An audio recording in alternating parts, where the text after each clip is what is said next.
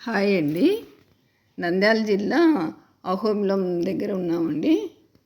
ఈ అహోబిలం విష్ణువు యొక్క అవతారమైన నరసింహస్వామి గుడి అండి. ఈ గుడి చాలా పవిత్రమైన దేవాలయము. ఈ అహోబిలం నుండి అంటే ఇంకా పెద్ద అహోబిలము, ఈ గుడిని చిన్న అహోబిలం అంటారండి. ఇక్కడ నుంచి పెద్ద అహోబిలం వెళ్ళాలంటే 6 కిలోమీటర్లు ఉంటుంది. అక్కడ నుంచి పాములేటి నరసింహస్వామికి నడిచి వెళ్ళొచ్చండి. ఇక్కడ స్వాతి నక్షత్రం బాగా జరుగుతుందండి. ఎక్కడి నుండో అందరూ వస్తారు. స్వాతి నక్షత్రం అంటే 9 మంది నరసింహస్వాములని దర్శనం చేసుకుంటారండి. పాములేట్ నుంచి చిన్న అహోబిలం, పెద్ద అహోబిలం, పాములేట్లో ఇంకా నరసింహస్వాములు ఉన్నారు. అందరు 9 మంది నరసింహస్వాములను దర్శనం చేసుకుంటారండి. ఈ కట్టడాలు చూడండి ఎంత బాగున్నాయో, అసలు స్తంభాలు చూడండి ఎలా ఉన్నాయో. చాలా అద్భుతంగా కట్టారండి. శిల్పకళ ఎంత నైపుణ్యంగా చెక్కినారో చూడండి.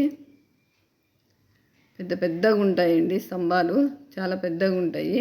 అమ్మవారి గుడి, నరసింహస్వామి, లక్ష్మీదేవి అమ్మవారి గుడి ఉందండి ఇక్కడ. నంద్యాల నుంచి దగ్గరండి ఇక్కడికి వెళ్ళాలంటే. ఇక్కడ ఉత్సవ విగ్రహాలని పెట్టడానికి అక్కడ అన్ని పీటల్లాగా పెట్టారు చూడండి. కళ్యాణం చేస్తారు, చాలా బాగుంటుందండి. ఇక్కడ నరసింహస్వామికి అమ్మవారికి కళ్యాణం చేస్తారండి. ఎంత పెద్ద గుడో అక్కడ అమ్మవారి గుడి అండి. ఇక్కడ బయటికి వచ్చాము మేము.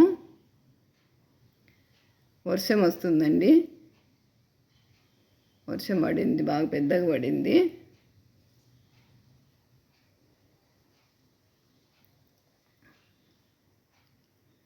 చాలాసేపు ఉన్నామండి గుడిలోనే మేము.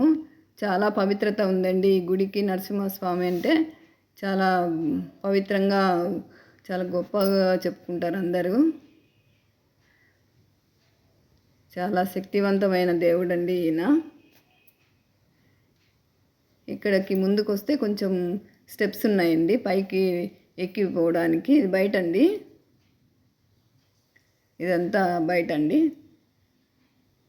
అది అక్కడ స్టెప్స్ ఉన్నాయి చూడండి. బయట నుంచి ఇట్లా లోపలికి వస్తానే స్వామి దగ్గరికి వెళ్ళడానికి స్టెప్స్ అండి ఇక్కడ.